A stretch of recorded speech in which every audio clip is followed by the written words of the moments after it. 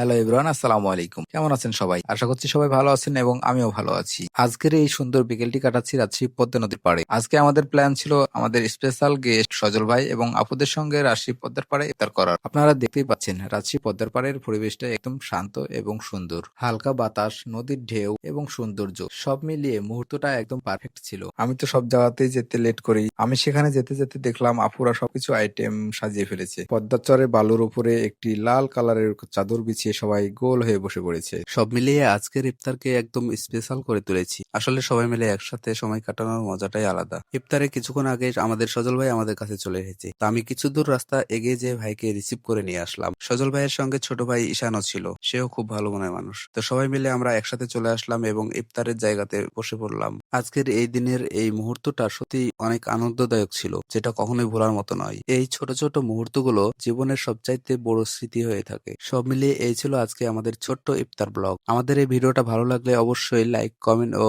Share করতে ভুলবেন না কিন্তু। এতক্ষণ সঙ্গে থাকার জন্য ধন্যবাদ সবাইকে।